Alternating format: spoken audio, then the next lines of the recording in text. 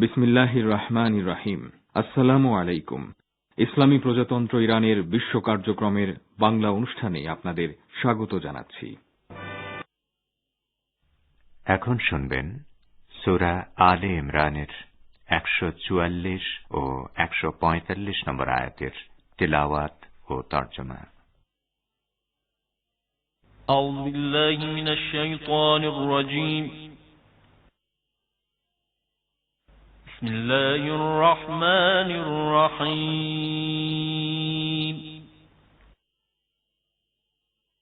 وما محمد إلا رسول قد خلت من قبله الرسل أفإن مات أو قتل انقلبتم على أعقابكم ومن ينقلب على عقبيه فلن يضر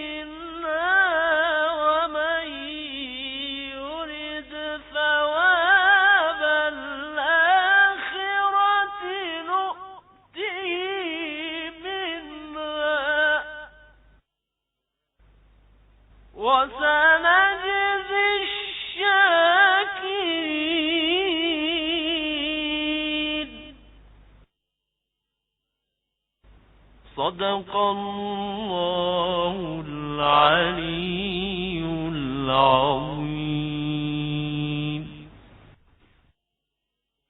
বিসমিল্লাহির রহমানির রহিম। মুহাম্মদ একান্তই আল্লাহর প্রেরিত রাসূল ছাড়া আর কিছু নয়। তার আগেও বহু রাসূল অতিবাহিত হয়ে গেছেন। সুতরাং তিনি যদি মারা যান কিংবা নিহত হন, তাহলে কি তোমরা ইসলাম ত্যাগ করে সেই জাহিলি আর কুফুরির যুগে ফিরে যাবে? মনে রেখো, যে পেছনের দিকে ফিরে যাবে সে আল্লাহর কোনো ক্ষতি করবে না।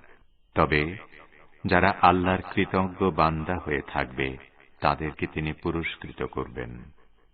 কোন প্রাণী আল্লাহর অনুমতি ছাড়া মরতে পারে না। মৃত্যুর সময় তো নির্ধারিত আছে। যে ব্যক্তি দুনিয়াবী পুরস্কার লাভের আশায় কাজ করবে, আমি তাকে দুনিয়া থেকেই দেব। আর যে ব্যক্তি পরকালীন পুরস্কার লাভের আশায় কাজ করবে, সে পরকালের পুরস্কার পাবে এবং শুকরকারীদেরকে আমি অবশ্যই প্রতিদান দেব। সাদাকাল্লাহুল আলিয়্যুল আযীম। শ্রোতা বন্ধুরা, অর্থসহ পবিত্র কুরআনের তেলাওয়াত শুনলেন। আজ মঙ্গলবার 10 আগস্ট, 26 শ্রাবণ এবং ফার্সি 19 মুরতাদ। রেডিও তেহরানের শান্ত অধিবেশনে আপনাদের স্বাগত জানাচ্ছি আমি আশরাফুর রহমান। এই অনুষ্ঠান প্রচারিত হচ্ছে বাংলাদেশ ও ভারতে শর্টওয়েভ 25 মিটার ব্যান্ডে 11,600 কিলোহার্টজে এবং সৌদি আরবে শর্টওয়েভ 31 মিটার ব্যান্ডে 9,870 কিলোহার্টজে। ইন্টারনেটে আমাদের অনুষ্ঠান শোনার ঠিকানা parstoday.com/bn। এবারে আজকের অনুষ্ঠান সূচি জানিয়ে দিচ্ছি। শুরুতেই থাকছে যথারীতি বিশ্ব সংবাদ। এতে থাকবে ঢাকা ও কলকাতা থেকে আমাদের প্রতিনিধিদের পাঠানো দুটি বার্তা। এরপর সংবাদ ভাষ্যের অনুষ্ঠান দৃষ্টিপাতে শুনবেন ইরাকে অনুষ্ঠেয় আঞ্চলিক দেশগুলোর শীর্ষ সম্মেলনের গুরুত্ব এবং বাংলাদেশে করোনার সংক্রমণ ও টিকা নিয়ে সরকার ও বিরোধী দলের পাল্টাপাল্টি বক্তব্য সম্পর্কে আলাদা দুটি প্রতিবেদন। দৃষ্টিপাতের পর থাকবে শোকাবহ মহরম উপলক্ষে নিয়মিত পরিবেশনা কারবালার শাশ্বত বিপ্লব। পত্রপত্রিকার পাতার অনুষ্ঠান কথাবার্তার পর প্রান্তিক আয়োজনে থাকবে সাপ্তাহিক আলোচনা দর্পণ। অধিবেশন শেষ করার আগে বিশ্বের প্রধান প্রধান খবরগুলো সংক্ষেপে আরেকবার জানিয়ে দেওয়া হবে। তো চলুন শোনা যাক এখনকার মতো সর্বশেষ বিশ্ব সংবাদ।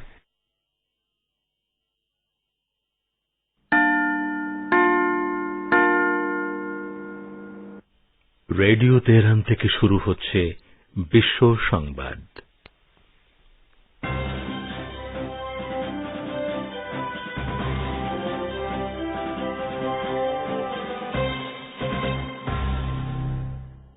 শুরুতেই সংবাদ শিরোনাম।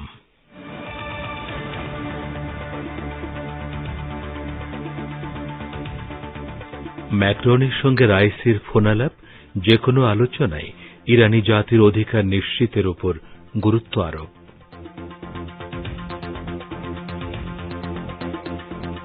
পারস্য উপসাগরমুখী বিপজ্জনক অভিযানে ইহুদিবাদী সাবমেরিন ইসরায়েল সফরে যাচ্ছেন সিআইএ পরিচালক। বাংলাদেশে টেলিফোনে আড়ি পাতা প্রতিরোধ ও ফাঁস হওয়া ফোনালাপের ঘটনা তদন্তের দাবিতে হাইকোর্টে রিট। জম্মু কাশ্মীরকে স্বতন্ত্র রাজ্যের মর্যাদা ফিরিয়ে দিতে হবে কংগ্রেস নেতা রাহুল গান্ধী এমপির দাবি।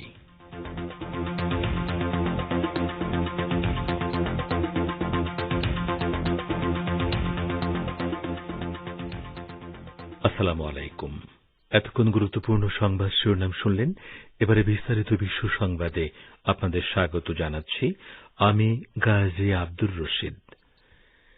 ইসলামী প্রজাতন্ত্র ইরানের প্রেসিডেন্ট সৈয়দ ইব্রাহিম রাইসি বলেছেন, যে কোনো আলোচনায় তার দেশের জনগণের অধিকারকে অবশ্যই নিশ্চিত করতে হবে।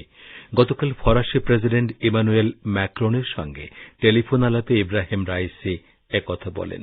ফোনালাপে দুই নেতা দ্বিপক্ষীয় স্বার্থ এবং ভিয়েনা ইরানের পরমাণু ইস্যু নিয়ে আলোচনার বিষয়েও কথা বলেন। ইব্রাহিম রাইসি আমেরিকার পক্ষ থেকে পরমাণু সমঝোতা বারবার লঙ্ঘনের কথা উল্লেখ করে বলেন, ইরানের বিরুদ্ধে নতুন নিষেধাজ্ঞা আরোপের মাধ্যমে মার্কিনিরা সুস্পষ্টভাবে প্রতিশ্রুতি লঙ্ঘন করেছে। ফোনালাপে তিনি পরমাণু সমঝোতা পরিপূর্ণভাবে বাস্তবায়ন করার ব্যাপারে ইউরোপীয় দেশগুলোর সদিচ্ছার অভাবের কথাও তুলে ধরেন। ইব্রাহিম রাইসি জোর দিয়ে বলেন, পরমাণু সমঝোতা অনুসারে আমেরিকা এবং ইউরোপের দেশগুলোকে তাদের দায়িত্ব পরিপূর্ণভাবে পালন করতে হবে। ফোনালাপে ইমানুয়েল ম্যাক্রন ইরানি প্রেসিডেন্টকে অভিনন্দন জানান। এ সময় তিনি তার সফলতাও কামনা করেন। এছাড়া তেহরানের সঙ্গে সম্পর্ক শক্তিশালী করার জন্য দুপক্ষের মধ্যে সংলাপ অব্যাহত রাখার আহ্বান জানান। ইহুদিবাদী ইসরায়েলের একটি সাবমেরিন লোহিত সাগরে প্রবেশ করেছে বলে জানা গেছে। সাবমেরিনটি বাবুল মানদেব প্রণালী পার হয়ে পারস্য উপসাগরের দিকে রওনা দিতে পারে এবং ধারণা করা হচ্ছে তার সম্ভাব্য লক্ষ্য ইরান। এরই মধ্যে বিভিন্ন গণমাধ্যমে খবর বেরিয়েছে যে ইসরায়েলের ডলফিন ক্লাসের একটি সাবমেরিন সুয়েজ খাল দিয়ে গত বুধবার 4 আগস্ট গোপনে লোহিত সাগরে প্রবেশ করেছে। ইসরায়েলের দুটি ডেস্ট্রয়ারও একই দিনে সুয়েজ খাল পার হয়েছে। ধারণা করা হচ্ছে ডেস্ট্রয়ার দুটি ইসরায়েলের সাবমেরিনকে পাহারা দিয়ে নিয়ে যাচ্ছে। চলতি মাসে ওমান সাগরের উপকূলে ইসরায়েলি মালিকানাধীন একটি ট্যাঙ্কারে হামলার পর তেল আবিব এই পদক্ষেপ নিয়েছে। ওই হামলার জন্য ইহুদিবাদী ইসরায়েল ও তার পশ্চিমা মিত্র ব্রিটেন এবং আমেরিকা ইসলামী প্রজাতন্ত্র ইরানকে অভিযুক্ত করেছে। তেহরান এ অভিযোগ চরমভাবে প্রত্যাখ্যান করেছে। ইসরায়েলের উচ্চাকাঙ্ক্ষী অভিযানের বিরুদ্ধে বিভিন্ন মহল থেকে নিরুৎসাহিত করা হচ্ছে। এর মধ্যে রয়েছেন আমেরিকায় নিযুক্ত ইসরায়েলের সাবেক সামরিক অ্যাটাচে জেনারেল আমোস ইয়াদুলিন। তিনি পারস্য উপসাগরে ইরানের সঙ্গে কোনো দ্বন্দ্বে না জড়াতে জোরালোভাবে তেল আবিবকে নিরুৎসাহিত করেছেন। তিনি বলেছেন, পারস্য উপসাগরে ইরানের একচ্ছত্র সামরিক আধিপত্য রয়েছে। ইসরায়েলের সাবেক ওই সামরিক কর্মকর্তা ইরানের ড্রোন শক্তি এবং ক্ষেপণাস্ত্র শক্তির কথা উল্লেখ করেছেন। উদাহরণ হিসেবে তিনি ইরাকে মার্কিন ঘাঁটিতে ইরানের ক্ষেপণাস্ত্র হামলার কথা তুলে ধরেন।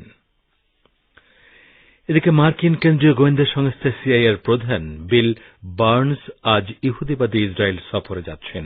এ সফরে তিনি ইসরায়েলের গুপ্তচর সংস্থা মোসাদের প্রধান ডেভিড বার্নেয়া সহ দেশটির বিভিন্ন পর্যায়ের কর্মকর্তাদের সঙ্গে বৈঠক করবেন।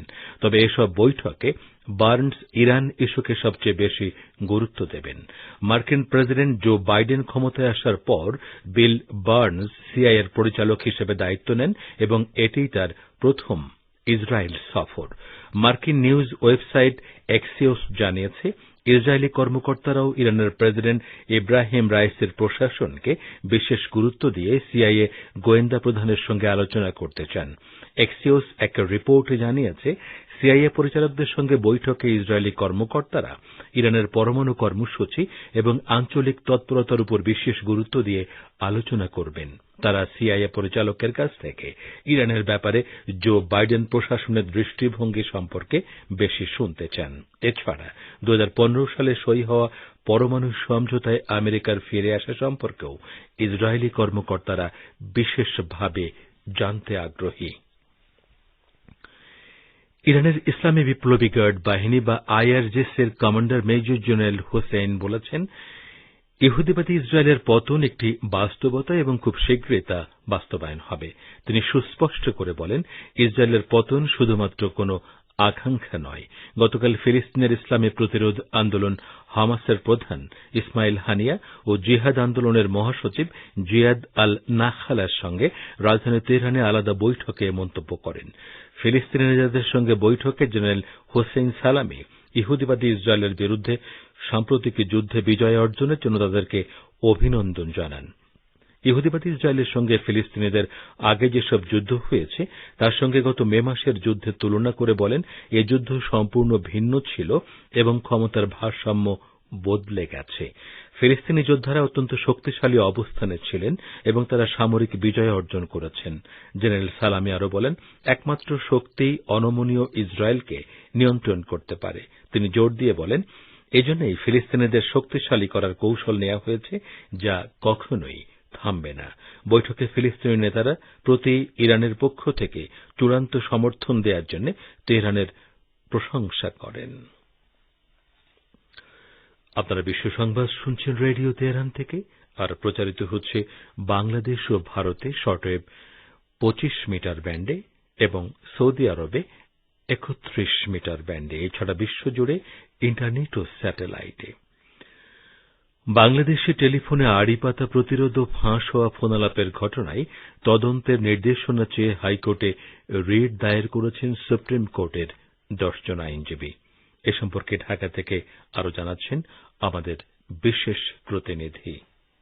বাংলাদেশে টেলিফোনে আড়িপাতা প্রতিরোধ এবং ফাঁস হওয়া ফোনালাপের ঘটনায় তদন্তের নির্দেশনা চেয়ে হাইকোর্টে রিট দায়ের করেছেন সুপ্রিম কোর্টের 10 জন আইনজীবী। এর আগে এই 10 জন আইনজীবী ফোনালাপে আড়িপাতা প্রতিরোধে আইন অনুযায়ী বাংলাদেশ টেলিযোগাযোগ নিয়ন্ত্রণ কমিশন বিটিআরসি গৃহীত পদক্ষেপ জানতে চেয়ে গত 22 জুন সংশ্লিষ্ট কর্তৃপক্ষের বরাবরে আইনি নোটিশ পাঠান। এই নোটিশের জবাব না পেয়ে এই 10 আইনজীবীর পক্ষে আইনজীবী মোহাম্মদ শিশির মনির আজ মঙ্গলবার হাইকোর্টে সংশ্লিষ্ট শাখায় রিটটি দাখিল করেন। এই রিটে 2013 থেকে 2021 সাল পর্যন্ত 20টি আড়িপাতার ঘটনার উল্লেখ করা হয়। রিটে বলা হয়, সংবিধানের 43তম অনুচ্ছেদে চিঠিপত্র ও যোগাযোগের অন্যান্য উপায়ের গোপনীয়তা সংরক্ষণ নাগরিকের মৌলিক অধিকার হিসেবে স্বীকৃতি পেয়েছে। এই অধিকার সংবিধান কর্তৃক নিশ্চিত করা হয়েছে। এদিকে 2001 সালের 16 এপ্রিল প্রণীত বাংলাদেশ টেলিযোগাযোগ নিয়ন্ত্রণ আইনের 30 ধারা অনুসারে টেলিযোগাযোগের একান্ততা রক্ষার বিষয়টি নিশ্চিত করা কমিশনের দায়িত্ব। টেলিযোগাযোগ নিয়ন্ত্রণ আইনের 71 ধারা অনুযায়ী আড়িপাতা দণ্ডনীয় অপরাধ। এই অপরাধে দোষী ব্যক্তি 2 বছরের কারাদণ্ড অথবা অনধিক 5 কোটি টাকা জরিমানা বা উভয় দণ্ডে দণ্ডিত হবেন। কিন্তু লক্ষ্য করা যাচ্ছে এ ধরনের ফোনালাপ ফাঁসের ঘটনা অহরহই ঘটছে, অথচ কমিশন শতপ্রণোদিত হয়ে কারো বিরুদ্ধে এরকম কোনো মামলা রুজু করেনি। Abdur Rahman Khan, radio Tehran, Dhaka.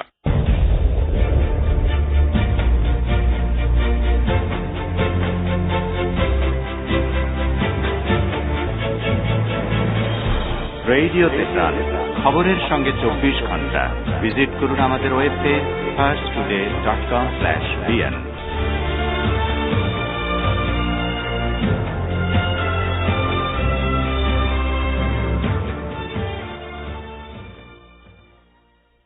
আবারও ফিরে এলাম রেডিও তেহরানের সান্ধ্য বিশ্ব সংবাদে। পদ্মা সেতুর নিচ দিয়ে ভারী যানবাহন সহ ফেরি চলাচল বন্ধ ঘোষণা করা হয়েছে। এ তথ্য জানিয়েছেন বাংলাদেশের নৌ পরিবহন প্রতিমন্ত্রী খালিদ মাহমুদ চৌধুরী। সেতুর নিচ দিয়ে শুধুমাত্র হালকা যানবাহন নিয়ে ফেরি চলাচল করতে পারবে বলে জানান তিনি। আজ দুপুরে সচিবালয়ে নৌ পরিবহন প্রতিমন্ত্রী এসব কথা বলেন। তিনি বলেন, বিকল্প পথে ভারী যান নিয়ে ফেরি চলবে। আজ থেকেই এ সিদ্ধান্ত কার্যকর হবে। গতকাল সন্ধ্যায় পদ্মা সেতুর 10 নম্বর পিলারে আঘাত হানে বীর শ্রেষ্ঠ জাহাঙ্গীর নামের একটি ফেরি। এ ঘটনায় ফেরির মাস্টার ও সুকানিকে সাময়িক বরখাস্ত করেছে অভ্যন্তরীণ নৌ পরিবহন কর্পোরেশন। ঘটনার তদন্তে গঠন করা হয়েছে 5 সদস্যের কমিটি। এর আগে গত 23 জুলাই সকাল 10টার দিকে পদ্মা সেতুর 7 নম্বর পিলারের সঙ্গে ধাক্কা খায় রো রো ফেরি শাহজালাল। ভারতের কংগ্রেস দলের সাবেক সভাপতি রাহুল গান্ধী এমপি জম্মু কাশ্মীরকে রাজ্যের মর্যাদা পুনর্বহাল করার দাবি জানিয়েছেন। তিনি আজ শ্রীনগরে এ দাবি জানান। এ সম্পর্কে আরো জানাচ্ছেন কলকাতা থেকে আমাদের প্রতিনিধি। ভারতের প্রধান বিরোধী দল কংগ্রেসের সাবেক সভাপতি রাহুল গান্ধী এমপি জম্মু কাশ্মীরকে রাজ্যের মর্যাদা পুনর্বহাল করার দাবি জানিয়েছেন। তিনি আজ মঙ্গলবার শ্রীনগরে এ সংক্রান্ত মন্তব্য করেন।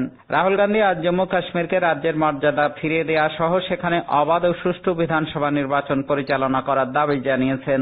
রাহুল গান্ধী বিরোধীদের কণ্ঠ দমন করার জন্য কেন্দ্রীয় সরকারের সমালোচনা করেন। তিনি বলেন, আমরা পেগাসাস স্পাইওয়ার ইস্যু এবং জম্মু কাশ্মীর ইস্যু উত্থাপন করেছি, কিন্তু আমাদের কণ্ঠস্বর থামিয়ে দেওয়া হয়েছে। কাশ্মীরি জনগণের সঙ্গে নিজের আবেগ যুক্ত করে রাহুল বলেন, আমার মধ্যেও কিছুটা কাশ্মীরিয়াত আছে। রাহুল বলেন, গুলাম নবী আজাদজি আমাকে সংসদে কাশ্মীর ইস্যু উত্থাপন করতে বলেছিলেন, কিন্তু আমি আপনাদেরকে বলতে চাই যে আমাদের এই বিষয়ে কথা বলতে দেয়া হয়নি। পেগাসাস, দুর্নীতি এবং বেকারত্বের মতো অনেক বিষয় আছে যা আমি উত্থাপন করতে চেয়েছিলাম, কিন্তু কথা বলার সুযোগ দেয়া হয়নি। রাহুল গান্ধী বলেন, আজ এটা শুধু জম্মু কাশ্মীরের নয়, সব প্রতিষ্ঠানের কথা। বিচার বিভাগের মতো রাজ্যসভা ও লোকসভায় হামলা হচ্ছে, মিডিয়া সত্য প্রকাশ করতে পারছে না, তাদেরকে দমন করা হচ্ছে, হুমকি দেয়া হচ্ছে, তারা ভীত, তারা আশঙ্কা করছে যে তারা যদি সত্যি ঘটনা সম্পর্কে রিপোর্ট করে তাহলে তাদের চাকরি হারাতে হবে। রাহুল গান্ধী আজ ক্ষীর ভবানী মন্দির, মীর বাবা হায়দার দরগাহ ও বিখ্যাত হজরত বাল দরগাহে যান। Abdul Hakim, radio Tehran, Kolkata. বলছিলেন কলকাতা থেকে আমাদের সংবাদদাতা। সমুদ্রে জাহাজ চলাচল ইস্যুতে জাতিসংঘ নিরাপত্তা পরিষদে গতকাল একটি বৈঠক হয়েছে। এই বৈঠক এক পর্যায়ে চীন এবং আমেরিকার মধ্যে বাক বিতণ্ডার ক্ষেত্রে পরিণত হয়। বৈঠকে মার্কিন পররাষ্ট্রমন্ত্রী অ্যান্টনি ব্লিংকেন দক্ষিণ চীন সাগরে বলদর্পী কৌশল অনুসরণের জন্য চীনকে অভিযুক্ত করেন।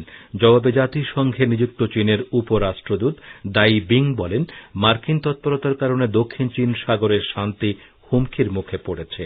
গতকালের ভার্চুয়াল বৈঠকে মার্কিন পররাষ্ট্রমন্ত্রী বলেন, দক্ষিণ চীন সাগরের সংঘাত আন্তর্জাতিক নিরাপত্তা ও বাণিজ্যের উপর মারাত্মক রকমের নেতিবাচক প্রভাব ফেলবে।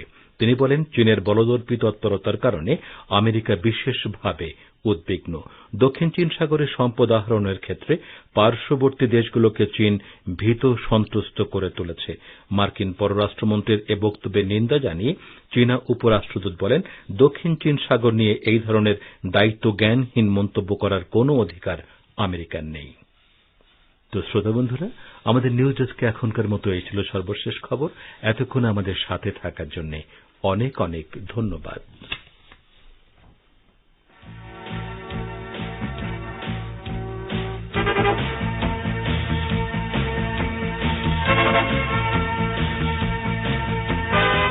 বিশ্ব সংবাদ শুনলেন রেডিও তেহরান থেকে। অনুষ্ঠানের এ পর্যায়ে আপনাদের সঙ্গে যোগ দিচ্ছি আমি আশরাফুর রহমান। এই অনুষ্ঠান প্রচারিত হচ্ছে বাংলাদেশ ও ভারতে শর্টে 25 মিটার ব্যান্ডে 11,600 কিলোহার্টজে এবং সৌদি আরবে 31 মিটার ব্যান্ডে 9,870 কিলোহার্টজে। শ্রোতা বন্ধুরা, এবারে আমন্ত্রণ জানাচ্ছি সংবাদ ভাষ্যের অনুষ্ঠান দৃষ্টিপাতে। ইরাক সরকার চলতি মাসের শেষের দিকে প্রতিবেশী দেশগুলো সহ এর বাইরের কয়েকটি দেশের শীর্ষ নেতাদের উপস্থিতিতে আন্তর্জাতিক সম্মেলন আয়োজনের প্রস্তুতি নিয়েছে। এ সম্মেলন ইরাকের জন্য কতটা গুরুত্বপূর্ণ সে সম্পর্কে দৃষ্টিপাতের প্রথমে রয়েছে আমাদের ভাষ্যকারের একটি পর্যালোচনা। পরিবেশন করছেন রেজওয়ান হোসেন। ইরাক সরকার চলতি মাসের শেষের দিকে প্রতিবেশী দেশগুলো সহ আরব এবং এর বাইরে আরও কয়েকটি দেশের শীর্ষ নেতাদের উপস্থিতিতে আন্তর্জাতিক সম্মেলন আয়োজনের প্রস্তুতি নিচ্ছে। ইরাকের প্রধানমন্ত্রী মোস্তফা আল কাজেমি বাগদাদ শীর্ষ সম্মেলনে যোগ দেওয়ার জন্য এরই মধ্যে ইরান, তুরস্ক, সৌদি আরব, কুয়েত, মিশর ও জর্ডানকে আমন্ত্রণ জানিয়েছেন।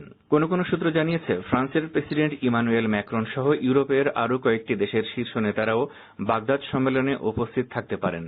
মোস্তফা আল কাজেমি গত বছরের মে মাসে ইরাকের প্রধানমন্ত্রীর দায়িত্ব গ্রহণ করেন এবং দায়িত্ব নিয়ে তিনি বাইরের দেশগুলোর সঙ্গে সম্পর্ক ঘনিষ্ঠ করার উপর জোর দেন।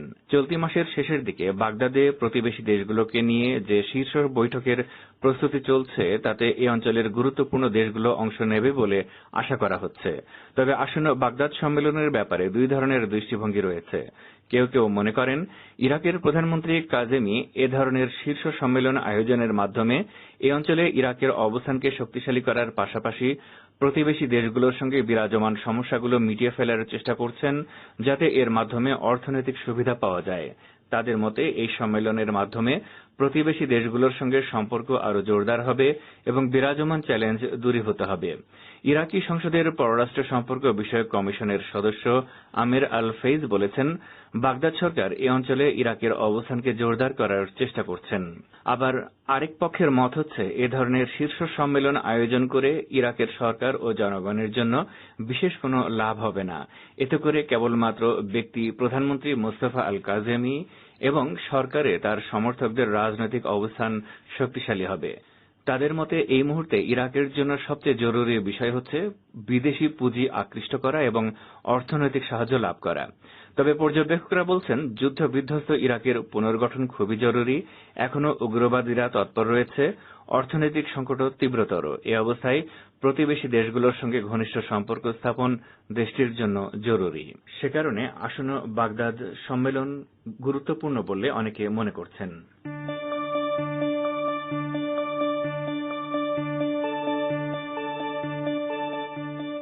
আপনারা রেডিও তেহরানের অনুষ্ঠান শুনছেন সরাসরি তেহরান স্টুডিও থেকে। ইন্টারনেটে আমাদের অনুষ্ঠান প্রতিদিন শুনুন এই ঠিকানায় parstoday.com/bn। ফেসবুক লাইভে যোগ দিন এই ঠিকানায় facebook.com/Radio Tehran BN। আমাদের কাছে ইমেল করার ঠিকানা radioteheran1982@gmail.com। দৃষ্টিপাতের এবারে বাংলাদেশ প্রসঙ্গ। করোনা ভাইরাসের ভয়াবহতা রোধে বাংলাদেশে গণটিকা কার্যক্রম চলছে। তবে টিকা কেন্দ্রে ভিড়ে সংক্রমণ বৃদ্ধির আশঙ্কা করা হচ্ছে। বিএনপির অভিযোগ দেশ ভয়ঙ্কর মৃত্যুপুরীর দিকে ধাবিত হচ্ছে। অন্যদিকে তথ্যমন্ত্রীর দাবি বিএনপি জনস্বার্থ বিরোধী অপপ্রচার চালাচ্ছে। গণটিকা নিয়ে ভুক্তভোগীদের প্রতিক্রিয়া সহ দৃষ্টিপাতের এ পর্যায়ে রয়েছে ঢাকা থেকে আমাদের বিশেষ প্রতিনিধির পাঠানো প্রতিবেদন। বাংলাদেশে ভয়াবহ করোনা সংক্রমণ মোকাবেলায় গত 7 আগস্ট থেকে 4,600টি ইউনিয়ন, 1,054টি পৌরসভা এবং সিটি কর্পোরেশন এলাকায় 433টি ওয়ার্ডে একযোগে টিকাদান কর্মসূচি শুরু হয়েছে।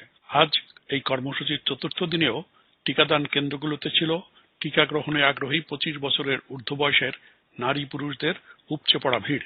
3টা-4টা থেকে লাইনে দাঁড়িয়েও বেশিরভাগ মানুষকে হতাশ হয়ে ফিরে যেতে হচ্ছে। টিকা নাই রাতের 4টার সময় 3টার সময় এসে ঘুরে যাই। 3 দিন ধরে আসছি, এর আগে ভোর 5টা বাজে আসছি, তারপরে যে ফিরে গেলাম। এই অবস্থায় বিরোধী বিএনপি নেতারা উদ্বেগ প্রকাশ করে বলেছেন, করোনা ভাইরাস মহামারীর নাজুক পরিস্থিতিতে দেশ ভয়ঙ্কর মৃত্যুপুরীর দিকে ধাবিত হচ্ছে। আজ গাজীপুরে কাপাসিয়া উপজেলা বিএনপির উদ্যোগে স্বাস্থ্য সুরক্ষা সামগ্রী বিতরণ অনুষ্ঠানে বিএনপির স্থায়ী কমিটির সদস্য ইকবাল হাসান মাহমুদ টুকু বলেছেন, সরকারের অযোগ্যতা এবং অপরিপক্কতার কারণে করোনা সারা দেশে ছড়িয়ে পড়েছে। প্রতিদিন করোনা রোগী বাড়ছে, সেই সঙ্গে বাড়ছে অক্সিজেন চাহিদা, বিভিন্ন রকমের ওষুধের চাহিদা। এ সময় দলের সিনিয়র যুগ্ম মহাসচিব রুহুল কবির রিজভী বলেছেন, সরকার গণটিকার নামে গণ হয়রানি করছে। টিকা কেন্দ্রেই স্বাস্থ্যবিধি নেই, মানুষ বাঁচার জন্য টিকা নিতে গিয়ে আরও বেশি আক্রান্ত হচ্ছে। বিএনপির সমালোচনার জবাবে তথ্য ও সম্প্রচার মন্ত্রী এবং আওয়ামী লীগের যুগ্ম সাধারণ সম্পাদক হাসান মাহমুদ বলেছেন, করোনার টিকা নিয়ে বিএনপির অপপ্রচার জনস্বার্থ বিরোধী প্রচারণামূলক অপরাধ। তিনি আজ দুপুরে সচিবালয় মন্ত্রণালয়ের সভাকক্ষে সাংবাদিকদের প্রশ্নের জবাবে আরো জানান, জনস্বার্থে টিকা অত্যন্ত গুরুত্বপূর্ণ।